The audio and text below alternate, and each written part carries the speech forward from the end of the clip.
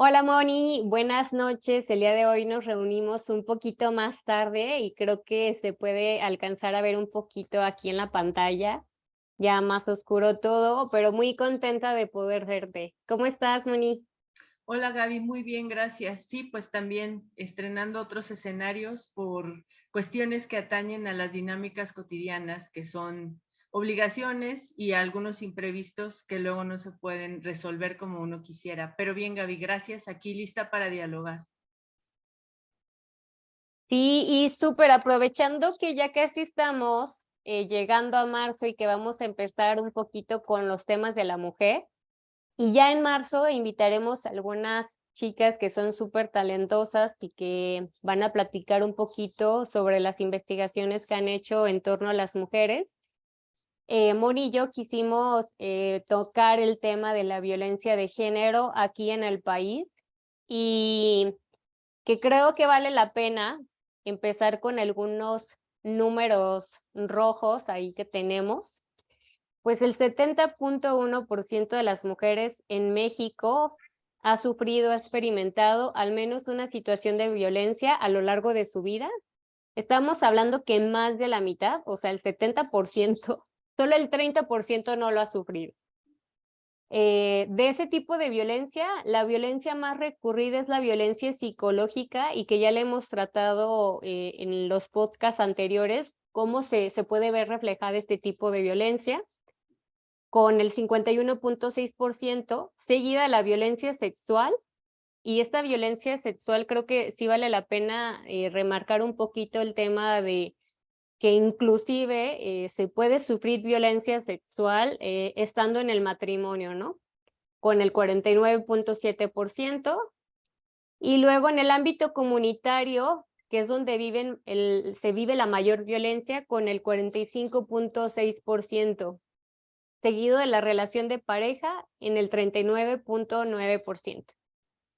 Este número rojo, Moni, y que creo que tú podrías explicarlo un poquito mejor con respecto a, estos son datos, yo los estoy, son datos del INEGI del 2022, entonces son datos súper recientes, ¿no?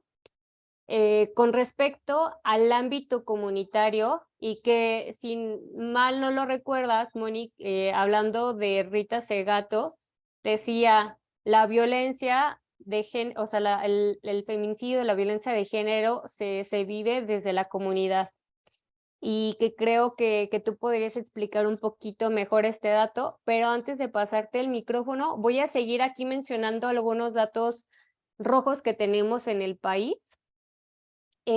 Con respecto a violencia económica, patrimonial o discriminación, se ha sufrido entre el 27.4%. Y entre octubre del 2020 y octubre del 2021, 42.8% de las mujeres experimentó al menos alguna situación de violencia. El 41.8% experimentó algún incidente de violencia en la infancia y la principal persona agresora fue un tío o tía. Yo creo que este dato y este actor es bastante importante que lo rescatemos. Y esto es con respecto a los datos que tenemos aquí en México. Pues, bueno, me parece que los datos que das, como decimos nosotras o diremos nosotras, y como está la mayor parte de las especialistas en el tema y las propias mujeres, pues es alarmante porque nos habla de un fenómeno generalizado que atraviesa todas las esferas de la vida de las mujeres y en general que está presente en la vida, en este caso, de la sociedad mexicana. Entonces, siempre algo, y esto es un poco en realidad para reflexionar, frente a tanta información, ¿qué hay en términos reales para revertir un fenómeno que es tan propio de la vida social de este país? Esa siempre será una pregunta. Alguna vez cuando yo estudiaba, mis maestros decían que México es un país sobrediagnosticado en términos de prácticamente fenómenos, todos los fenómenos sociales, y el INEGI data de ello. El de la violencia de género no es la excepción y quizá la pregunta que tú haces respecto de la violencia de las mujeres en el entorno comunitario es algo que se visibiliza tardíamente, aunque quizá para zonas o para países como México, probablemente que no somos sociedades céntricas al estilo europeo. Quizá a nosotros lo que nos podría decir este tema de ver a la violencia de género comunitaria de una manera secundaria o no con la fuerza que tiene la visibilización de la violencia de las mujeres en ciudades, nos habla también de cómo nos construimos como sociedad, ¿no?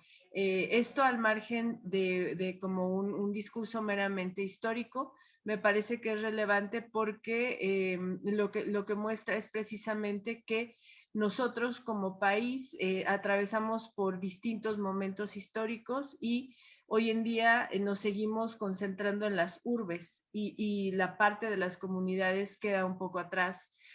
Ahora se va visibilizando, ¿no? Entonces, quizá lo primero que habría que decir en el sentido de tratar de entender por qué se reproduce la violencia de género, probablemente voltear a las comunidades nos arroje mucha luz en el sentido de, si bien es cierto, somos sociedades o nos organizamos y nos reproducimos de otra manera, también lo cierto es que nuestro pasado histórico como mexicanas está mucho más cercano a la vida comunitaria que a la vida de las urbes.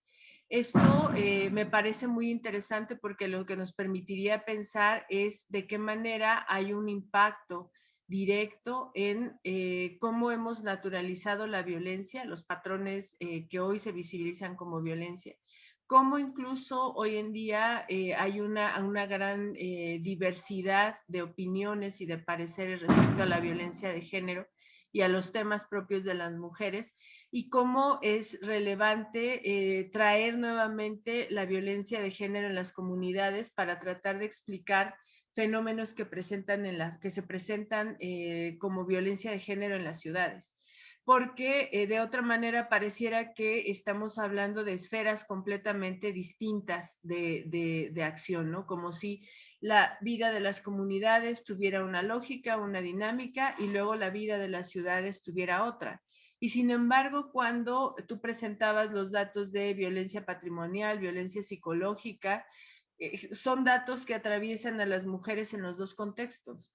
Respecto de la pregunta que tú me haces, yo quizá lo primero que pondría en la mesa es el momento en el que la violencia se vea como un fenómeno de reproducción transversal a la organización social en México. Y más bien mi reflexión sería observar cómo se presenta la violencia hacia las mujeres en los entornos comunitarios para comprender las formas más profundas y más arraigadas de violencia que se han naturalizado en las urbes. Porque me parece que de esa manera lo que se puede tener es un horizonte de análisis mucho más completo, dado que nuestro pasado histórico nos muestra una cercanía en términos de organización y de reproducción social más pertinente a las comunidades que a este imaginario de ciudad, no porque no lo seamos, sino porque nos comprendemos de manera incompleta y eso no nos provee de las herramientas suficientes para poder decir o poder comprender por qué sigue sucediendo la violencia de género, porque hay una diferencia cuando se habla de la violencia de género en las ciudades respecto a las comunidades, asumiendo que eso es cierto porque son dinámicas de vida diferente. Y luego, para regresarte la palabra, algo que me interesa mucho decir es, una vez que se empieza a observar la violencia de género, el problema no se resuelve. Lo que sucede es que se empieza a dar cuenta de los diferentes matices con los que se ejerce la violencia de género.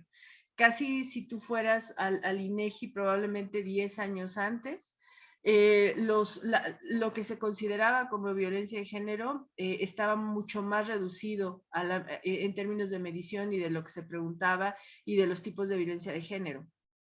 Entre más se visibiliza la violencia de género, más aristas tiene, ¿no? Y eso es importante porque lo que empieza a mostrar es un problema de violencia de género hipercomplejo, ¿no? Es decir, que no se puede resolver de golpe solamente con la instrumentalización de acciones, por ejemplo, por parte del Estado, ¿no? O en la hiperespecialización de atención a la violencia de género por parte de los grupos de organizaciones de la sociedad civil, que tienen una avanzada muy importante en todo el territorio nacional. Entonces, eso me gustaría apuntarlo en un primer momento, un poco para recapitular, solo decir eso, que hay una hipercomplejidad de la violencia de género. Es decir, una vez que se entra la violencia, lo que nosotros nos vamos dando cuenta es que hay muchas formas de ejercer la violencia, ¿no? Y eso nos lleva a la pregunta de hasta qué forma, hasta qué punto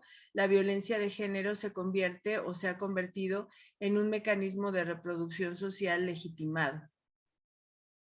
¿Quién gana con esa legitimidad? Y que justo te adelantas a una de las preguntas que yo tenía, ¿no? Te lo juro que ya tenía, cuando estaba revisando el tema, dije, o sea, tengo que preguntarle a Moni con respecto, creo que en los últimos años que se le ha dado mayor visibilidad a este tipo de actos violentos, al feminicidio como tal, siento que de alguna forma se sigue reproduciendo más o escucho mayor número de eventos desafortunados con respecto al feminicidio y que si tú creías que existía de alguna manera pues algún tipo de pues de relación, el denunciar, o sea, la denuncia con respecto a que se reproduzca, pero tienes toda la razón, ¿no? Va con respecto a cómo se va visibilizando entonces el problema y al visibilizar el problema, al entender que existe este tipo de desigualdades con respecto a la mujer, pues ya lo que antes, hace 10 años, era un acto violento, pues en este momento se multiplica porque vamos de alguna forma desconglomerando el asunto y ya no nos sirven algunos conceptos para definir el tipo de violencia, porque yo creo que eso es lo más importante, ¿no? Que a veces en la violencia no sabemos distinguir de qué manera nos están violentando, pero cuando ya empezamos a nombrar la forma, la forma de reproducción a la cual nos vemos violentadas, pues es un poquito más fácil entender el problema y que decimos, no es que era un no sé qué sé yo, que me sentía mal, no sé por qué, que cuando empezamos a nombrar, ok, es que pasaba esto y entender como el nivel de complejidad que requiere el entender el problema de las mujeres en sociedad, ¿no? Voy a rescatar algunos datos más con respecto a cómo de enero a septiembre que era un poquito el tema del feminicidio aquí en México, en el año 2022 se registraron 2,847 asesinatos de mujeres en el país. Y que creo que este dato se puede quedar corto a la realidad, ¿no? Porque muchas veces se quedan en mujeres desaparecidas, ¿no? Entonces, personas desaparecidas, pero la realidad es que no quieren decir, ok, fueron mujeres que fueron, pues la realidad, ¿no? O sea, ya no los encontramos y están muertas, ¿no? Entonces, la palabra, el resuena del concepto, pues es tan fuerte que es más fácil decir para el gobierno hablar de número de desaparecidos, pero no de mujeres que habían sido violadas, asesinadas, eh, pues privadas de la libertad, que hablarlo le quita peso al asunto, ¿no? Le quita peso al asunto al hablar únicamente de desaparecidas. Entonces me parece que el número de 2,847 mujeres se puede quedar corto. El Estado de México fue donde se registró mayor violencia, que también puede ir relacionado con el tema de pues estar centralizada la información y el tema de que pues sí te da una mayor apertura al conocimiento y es más fácil que en México, la Ciudad de México, que en Oaxaca, le nombren violencia como tal a los asuntos de desigualdad o a los cuales nos vemos en desventaja las mujeres, que en un estado como Oaxaca, en el que se va normalizando la violencia, El segundo fue la Ciudad de México con el 76.2 y el tercero Querétaro 75.2. Mi teoría para estos números es la cercanía entre los tres y el tema de la información, ¿no? El acceso a la información. Y que va un poquito, mira, que ya toqué el tema de Oaxaca, la propuesta que te hacía para esta semana, Moni, con respecto al caso de María Elena de los Ríos. María Elena Ríos, la saxofonista, eh, que se encuentra precisamente ahí sí, en Oaxaca, con respecto al tema de el cómo se le da libertad a su agresor y el caso de corrupción grandísimo, ¿no? El primera, pues ella fue atacada por dos hombres, obviamente que iban como mandados por su expareja, que es un exfuncionario público, un exdiputado del PRI, Juan Vera Carrizal. eh, Le avientan ácido y la queman el 90% del cuerpo, ¿no? De milagro, la mujer sigue viva y pues afortunadamente pues levantó una denuncia contra el criminal y hace poco se le dio libertad a Vera Carrizal. Se le dio libertad con el tema de que como Elena Ríos ya estaba protegida por derechos humanos, no iba a tener ningún problema porque se le diera libertad, bueno, no libertad, o sea, se le dejó que siguiera como siguiera su juicio, pero desde casa, ¿no? Entonces, que para mí sigue siendo el tema de la libertad y que vuelve a atentar a la libertad de Elena, ¿no? Entonces, pues es un tema que ha estado como muy en las redes sociales en los últimos días y que me gustaría ponerlo a la mesa, Moni. Pues mira, bueno, quisiera retomar, vamos a llegar a eso, pero mucho de las cosas que tú has dicho, ¿no? Que tiene que ver con lo que iniciabas como esta intervención respecto de los números van a la alza.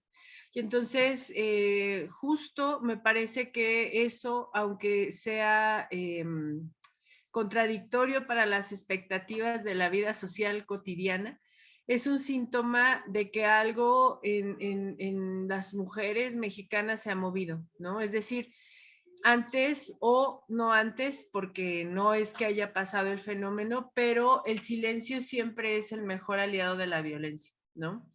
Entonces, si hay silencio, pareciera que no había violencia, ¿no?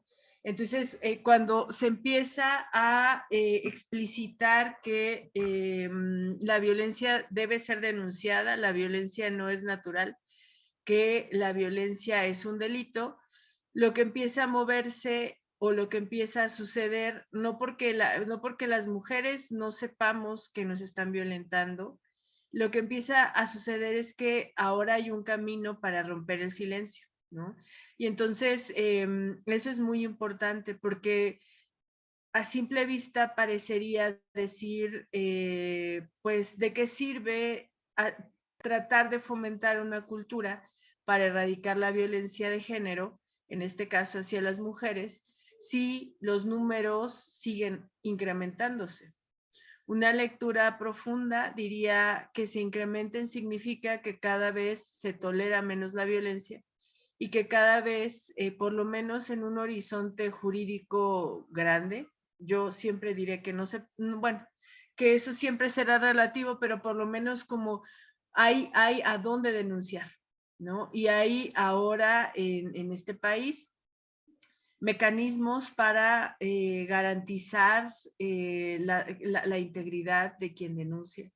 Que eso en México, como sea, ha avanzado de muchas maneras y no se puede negar, ¿no? Es un poco para matizar lo de los números. Los números seguirán sucediendo en la medida que la violencia siga sucediendo y que haya demanda significa que haya procesos judiciales o que haya procesos por justicia o que haya procesos de denuncia, significa que algo en la vida cotidiana de México ha cambiado, donde las mujeres, por lo que sea, ya no toleran la violencia o con nuestras posibilidades entendemos que debe ser denunciada. Siempre con un temor impresionante de que somos un país con un nivel de impunidad muy alto, ¿no?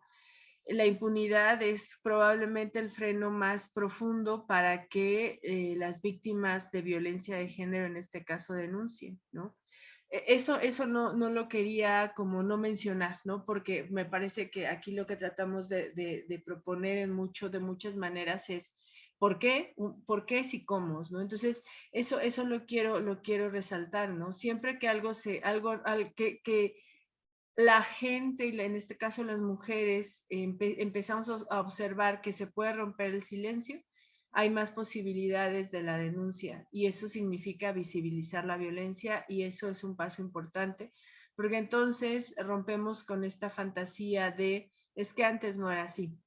Probablemente antes lo que no había era una cultura de la denuncia o de asumir que no era así, y eso tiene que ver con algo que mencionamos en las otras cápsulas, de los cautiverios de las mujeres.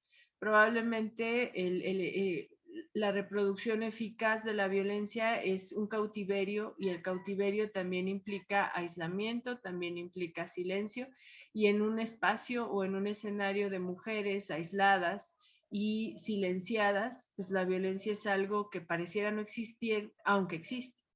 Y luego, el otro gran punto que tú mencionas de este ataque con ácido de la saxofonista, pues aquí nos pone otra vez al desnudo del tipo de país que en muchos sentidos somos, ¿no? Donde la justicia es para unos cuantos que parecen tener nombre, apellido, estatus político en este caso, y para los otros no es igual, ¿no? Y en eso quizá yo retomaría un poco a Rita Segato cuando ella viene a Ciudad Juárez a analizar el caso de los feminicidios de las mujeres de Ciudad Juárez, ¿no? Es decir, hasta qué punto hay un silencio, una complicidad del Estado en estos feminicidios. No lo sabemos, es un tema muy delicado, no por delicado no merece la pena, merece toda la atención. Desafortunadamente los medios de comunicación le han quitado los focos desde hace varias décadas, que eso no significa que se haya resuelto. ¿Y eso por qué lo digo? Porque el caso de la saxofonista pone muy en claro que quien tiene poder puede saltarse la justicia y la ley, ¿no? Y eso es una trama y un drama ancestral en México, ¿no? Es como decir, pues, si tú tienes quien te respalde, puedes hacer lo que sea, lo que sea. Y entonces esto es para mí un caso muy delicado porque aquí habla de la justicia y el perpetrador de un crimen es tratado en función de las condiciones que tiene para evadir al sistema de justicia en México, ¿no?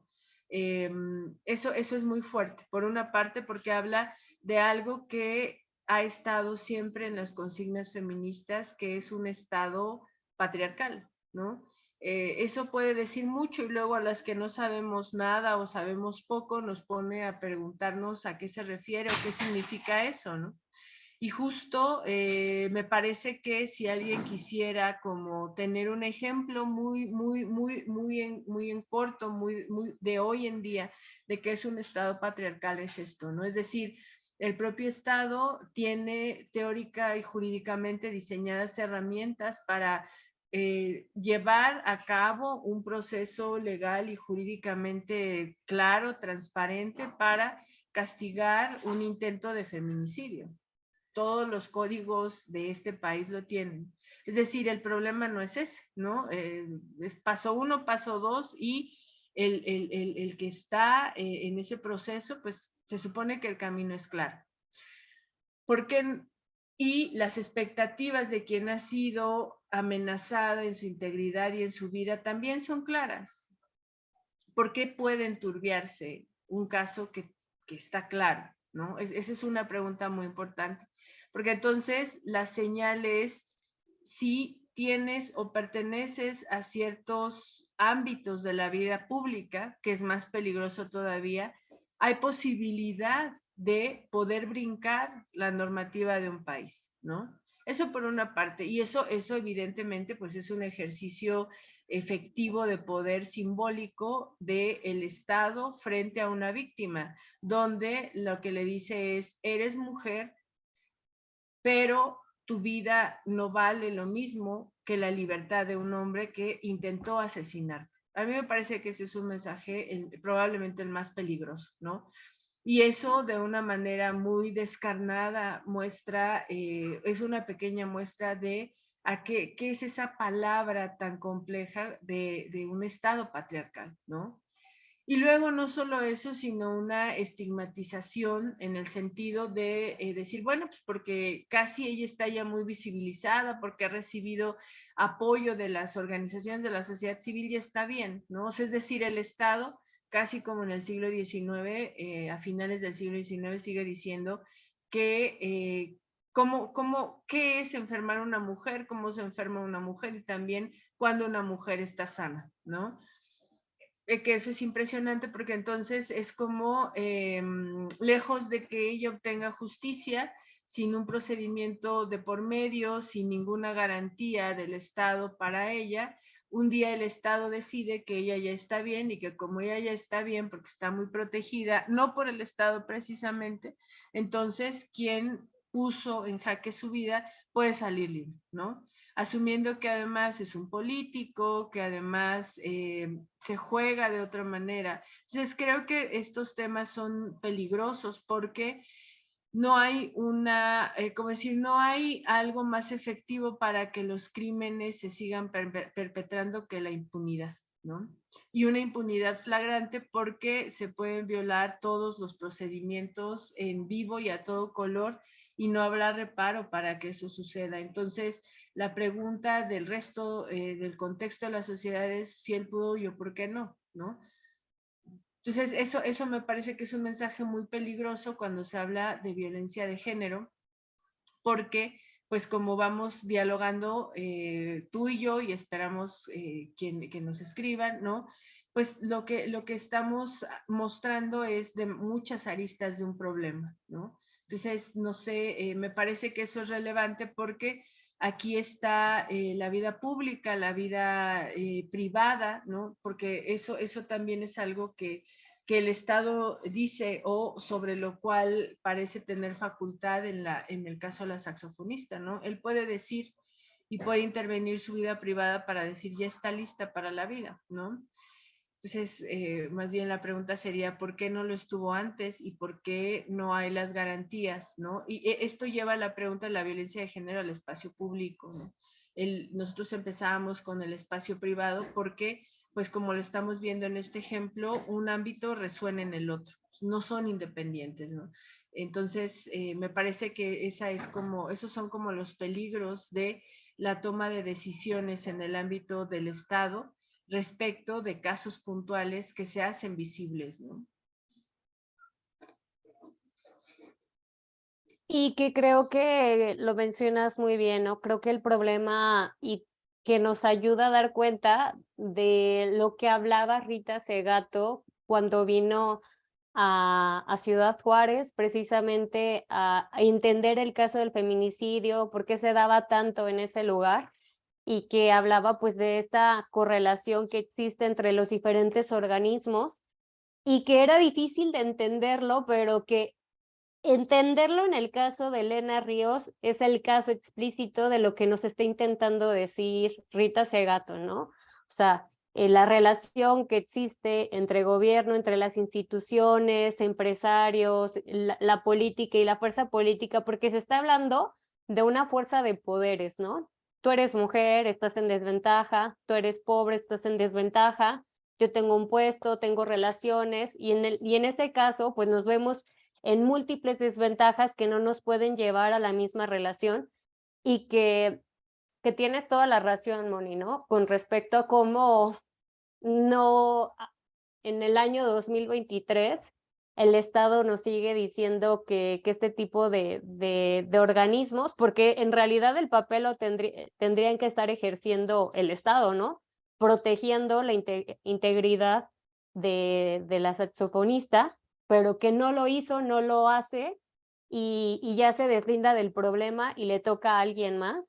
Pero como ya tiene estos cuidados, pues ellos dicen ya, estás totalmente protegida y no es necesario como intervenir en este sentido. Y pues sí, que quería rescatar un poquito de eso. Y lo bueno, pues ya, Moni, se nos fue el tiempo. Algo que quieras rescatar antes de terminar aquí el podcast, además de mencionarles nuevamente que pueden comentarnos a través de los videos y enviarnos algún mensajito sobre qué tipo de temas quisieran que estuviéramos tratando o que también nos comenten con respecto a lo que hablamos el día de hoy. Pues a mí en más bien, pues este es uno de los temas que atraviesa la sociedad mexicana hoy, ¿no? Y a las mujeres mexicanas, que pone en jaque al sistema político mexicano, al Estado mexicano, y también pues a las instituciones del Estado mexicano que se supone están a cargo de instar la práctica que revierta la violencia estructural contra las mujeres, ¿no? Eso es algo que nadie dice, pero que quienes tenemos la oportunidad de estar, por ejemplo, en grupos de atención a alerta de género, lo vemos, ¿no? Muchas nos preguntamos qué está haciendo efectivamente el Estado y no tenemos respuesta. Y también por otra parte, este tema a veces es desalentador porque sabemos que la violencia sucede a la luz del día y no pasa nada, ¿no? Eso, tú mencionabas las instituciones y quizá luego valga la pena hacer un podcast sobre el acoso sexual en las universidades y la violencia institucional, ¿no? Porque es desalentador porque pareciera que, aunque ya están los marcos de referencia para intervenir en los casos de violencia de género, luego no sabemos qué pasa, ¿no? No sabemos qué pasa en el ámbito de lo formal. Parece que hay un desdibujamiento de quienes perpetran violencia de género en distintos espacios y que siempre el camino de la justicia dependerá de dónde está parado el violentador, ¿no? Si es alguien con poder, difícilmente seguirá un proceso, incluso si lo sigue y resulta reconocido que fue él quien se le reconoce que él cometió la violencia de género, pues pareciera que luego ya no pasa nada, ¿no? Entonces, ese tipo como de silencios, de omisiones, de no hacerse cargo, de dejar que las cosas sigan sucediendo, es una mala señal para las mujeres que no tenemos acceso a las estructuras de poder, ¿no? Porque entonces, pues nos pone frente a un escenario donde lo único que queremos es nunca llegar a las instancias de denuncia, ¿no? Bueno, primero nunca ser violentadas, cosa que en México como país es muy complicado, y luego no llegar a esas instancias donde la tendencia es una hiper revictimización, ¿no?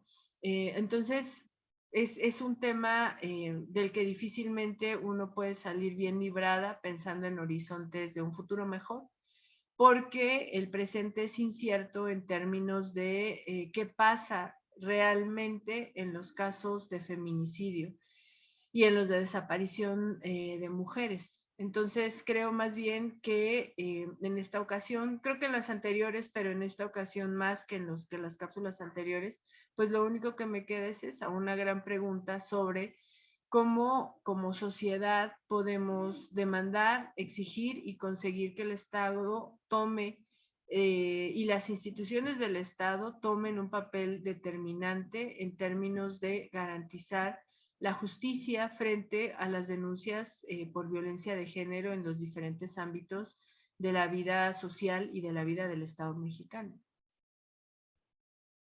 Y que hay mucho que abordar con respecto a eso, ¿no? O sea, porque yo creo que cada institución y que cada espacio, pues nos lleva a diferentes formas de poder darle explicación a esto.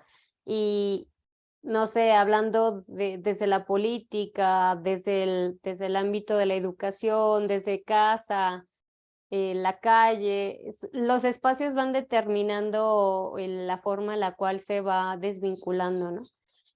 Pues me dio mucho gusto verte el día de hoy, Moni, que hayamos platicado un poquito acerca de esto y que nos ayuda a irnos introduciendo en el mes de la mujer.